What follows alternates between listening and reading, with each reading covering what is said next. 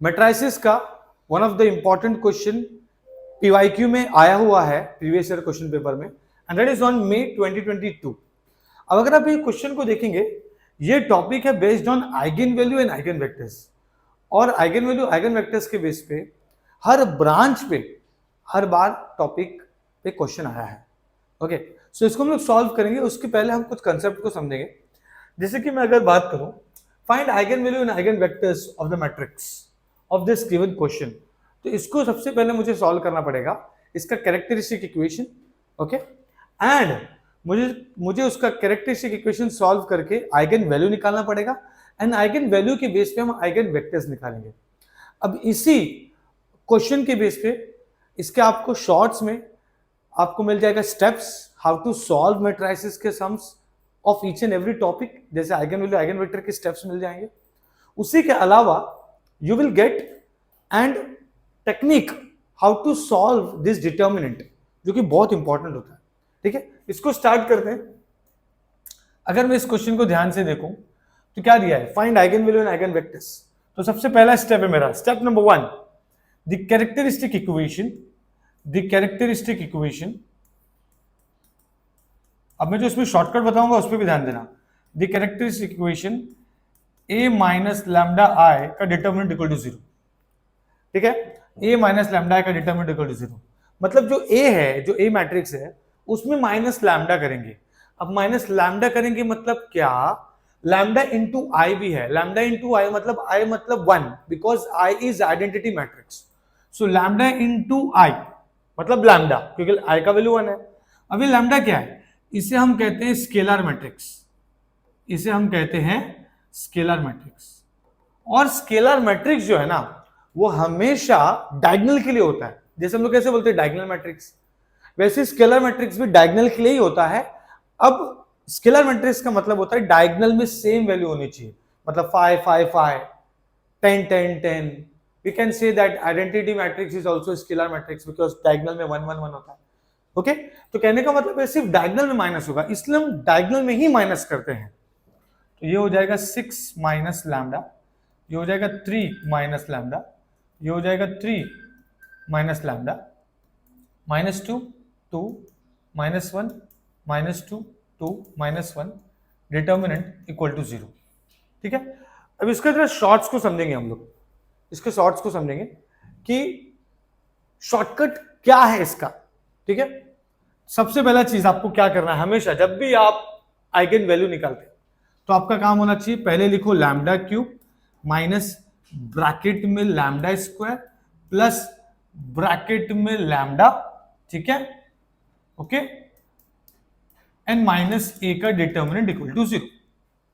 ठीक है, ध्यान देना, बच्चे लोग इसको सॉल्व करते हैं और कॉलेज में आपको या कहीं पे भी आपने इसका शॉर्टकट तरीका नहीं सीखा होगा जो मैं बता रहा हूं आपको। ठीक है, देखो सबसे पहला तो ये लिख लिया, plus minus, alternate plus minus है, लैम्डा क्यूब है, लैम्डा स्क्वायर है, लैम्डा एंड देन ए का डिटर्मिनेंट है, इतना तो समझ गया।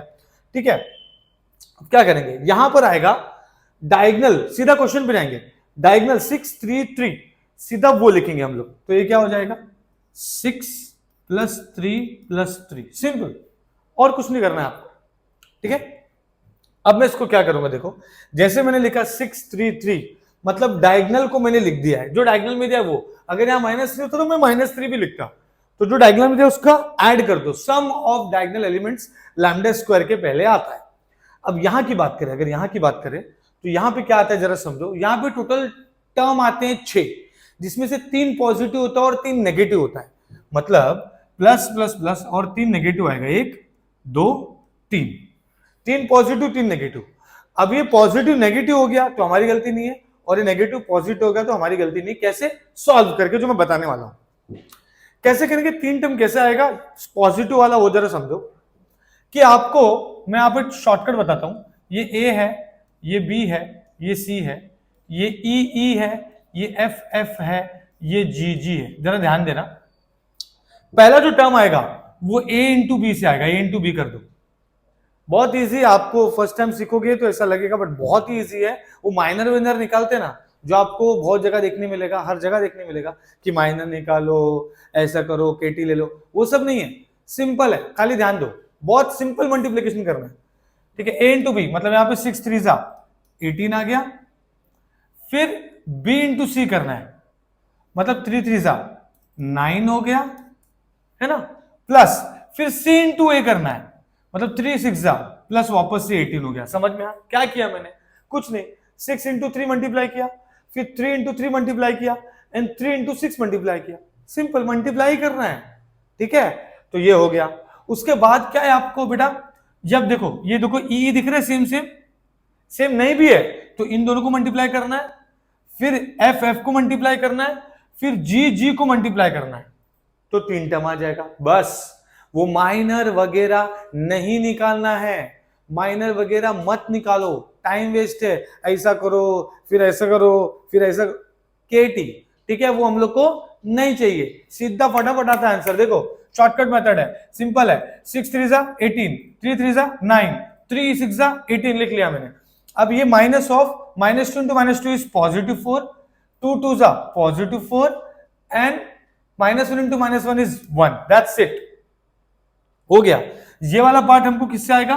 कैलसी से, ठीक है। सीधा कैलकुलेटर में डालो, आपको ए डिटरमिनेंट मिल जाएगा, ठीक है। तो ये अभी क्या हो जाएगा, रिड्यूस होके lambda cube minus 6 6 12 lambda square plus, इसको हम लोग सॉल्व करेंगे, ठीक है। तो यहां पे सीधा पता चल रहा है कि -4 -8 -1 इज हाउ मच, -9।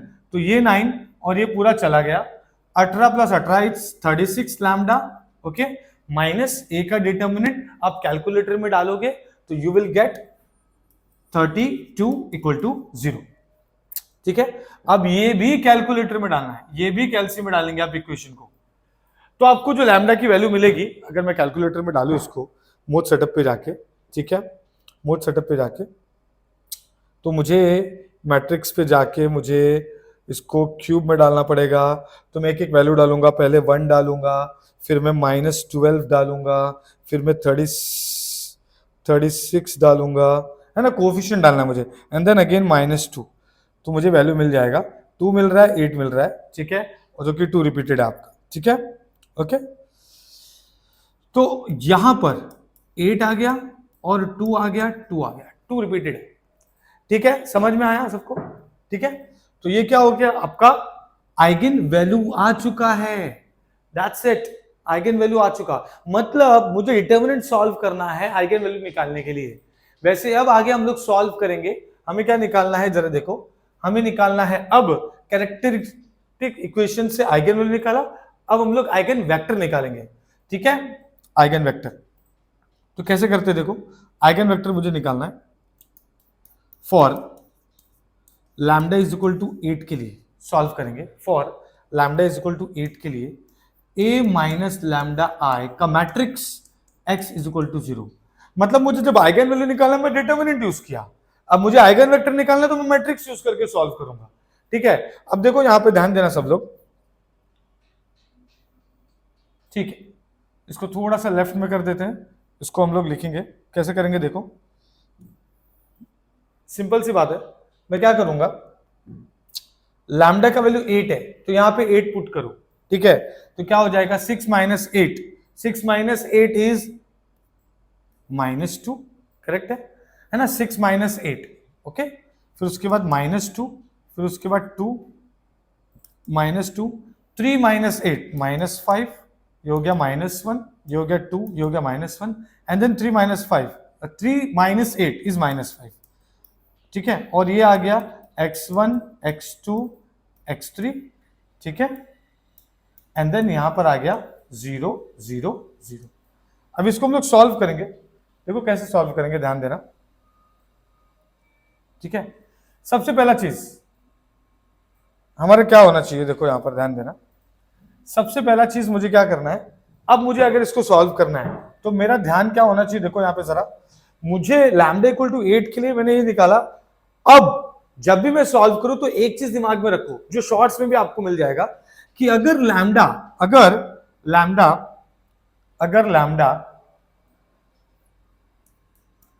रिपीटेड है, ठीक है, 2 2 8 है, राइट, तो इन दोनों के लिए रिडक्शन करेंगे, ठीक है, जो हम लोग करेंगे रिडक्शन मेथड, इसके लिए क्रेमर्स रूल अप्लाई करेंगे, ठीक है, इसके लिए क्रेमर्स रूल अप्लाई करेंगे। सिंपल है, हमेशा याद रखना, ठीक है। तो अभी क्या हो जाएगा, सिंपल सी बात है, अब मुझे क्रेमर्स रूल अप्लाई करना है 8 के लिए, क्योंकि 2 रिपीटेड है, उसके लिए रिडक्शन करेंगे। तो क्रेमर्स रूल अप्लाई करना है तो कोई भी दो इक्वेशन उठा सकते हैं। So by Cramer's rule, by Cramer's rule मैं क्या करूंगा, सबसे पहला काम क्रेमर्स रूल के हिसाब से कोई भी दो इक्वेशन उठा सकते हैं, ठीक है। ये 1 2 3 में से कोई भी दो इक्वेशन उठा सकते हैं। कंडीशन ये है, जो आप दो इक्वेशन उठाएंगे वो दोनों इक्वेशन सेम नहीं होना चाहिए। अब सेम नहीं होना चाहिए का मतलब होता है, अगर 2 3 6 है और मैं बोलूं कि ये हो गया 4 6 12, तो भी ये दोनों सेम है। आप इसको डिवाइड बाय 2 करेंगे तो सेम हो जाएगा। तो आप ये भी ध्यान में रखना है, ठीक है। तो मैं क्या करूंगा, कोई भी दो इक्वेशन उठा रहा हूं, ऑड नंबर दिखने चाहिए, तो मैं है ना सेकंड और थर्ड उठा लेता हूं, ठीक है। किसी भी हालत में वो सेम नहीं होने वाले, ठीक है। तो सेकंड और थर्ड उठा लेता हूं, तो ये क्या हो जाएगा, ये हो जाएगा -2x1, ठीक है, -5x2 -x3 is equal to 0, and then we have 2x1 -x2 -5x3 equal to 0। Simple है, ठीक है। ये हमारा क्रेमर्स रूल हो गया। अब मेरा काम क्या होना चाहिए, अब मुझे क्रेमर्स रूल x1 अपॉन दो इक्वेशन उठा के साथ -x2 upon x3 upon is equal to t। जैसे ही मैंने क्रेमर्स रूल के दो इक्वेशन जैसे मैंने उठाया, जो दो इक्वेशन चूज किया मैंने, हालांकि आप फर्स्ट और सेकंड भी ले सकते हैं, सेकंड एंड थर्ड भी ले सकते हैं, एंड फर्स्ट एंड थर्ड भी ले सकते हैं, कोई भी दो सेम नहीं है। मैंने बोला कि सेम नहीं उठाना बस। अब इस केस में तीनों भी सेम नहीं है, तो आप कोई भी दो उठा के कर सकते हैं। मैंने सेकंड और थर्ड उठाया है। और क्रेमर्स रूल का जो टेक्निक है, जो आपको यूज करना है डिटर्मिनेंट सॉल्व करने के लिए, x1 अपॉन डिटर्मिनेंट माइनस, ये याद रखना, ये माइनस बच्चे भूल जाते हैं, kt, ठीक है, जो अपनों को नहीं चाहिए, -x2 upon determinant and x3 upon determinant equal to t is one of the important independent solution। t लिखना ही है, ओके। तो अब ये क्या हो जाएगा, x1 अपॉन, मैंने यहां पे लिख के रखा है डिटर्मिनेंट, तो x1 को भूल जाओ, जब x1 के लिए सॉल्व करो तो x1 को भूल जाओ, तो जो बचा वो लिख दो, तो -5 -1 -1 -5। अब x2 को भूल जाओ, तो -2 2 -1 -5। x3 को लिए x3 को भूल जाओ, तो -2 2 -5 -1, दैट्स इट। अब इसको सॉल्व कर लेंगे, तो ये -5 इंटू -5 25, 25 -1 मतलब 24 हो गया। ये हो गया -x2 अपॉन, अब 2 5 10 हो गया, क्योंकि -2 इंटू -5 है, तो ये हो गया +10 -2 तो +2 हो गया, मतलब 24 हो गया, ठीक है, +12 हो गया, सॉरी, ठीक है ना। 5 2 10 एंड देन -1 इज +2। उसके बाद है x3 अपॉन, ये हो गया -2, ओके, +2 -2 इंटू -1 2 -10 मतलब +12 आ गया, and then we have this t। तो मैं कैसे लिखूंगा इसको, x1 x2 x3 24t and then -12t and +12t। तो इसको डिवाइड बाय 12 कर दो, तो ये 2 -1 1 हो गया और t बाहर आ गया। तो हमारा एक वेक्टर आ गया, ठीक है, हमारा एक वेक्टर आ गया, ठीक है, जो कि है x1 is equal to 2 -1 1, that's it. ये हमारा एक वेक्टर आ गया है। हमें आइगन वेक्टर निकालना है तीनों भी वैल्यू के लिए। मैंने 8 के लिए निकाला अभी, ठीक है। अब मैं क्या करूंगा, 8 के लिए निकाला तो मैं 2 के लिए लिखूंगा, ठीक है। तो मैं लिख देता हूं,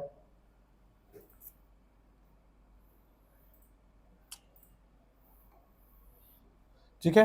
तो अब मैं 2 के लिए लिख देता हूं। देखो, सबसे पहला चीज लिखेंगे, फॉर लैम्डा इक्वल टू 2 के लिए a माइनस लैम्डा आई का x इज इक्वल टू 0, तो मैं पुट कर देता हूं 2। तो जैसे मैं 2 पुट करता हूं, 6 - 2 ये हो जाएगा 4 -2 2, फिर यहाँ पे -2, यहाँ पे 3 -2 मतलब 1 बचेगा, तो हो जाएगा -2 1 -1, और ये हो जाएगा 2 -1 1, क्योंकि 2 निकालना है, तो 3 - 2 1 बचेगा, and then this is x1 x2 x3 और यहां पर हो जाएगा 0 0 0।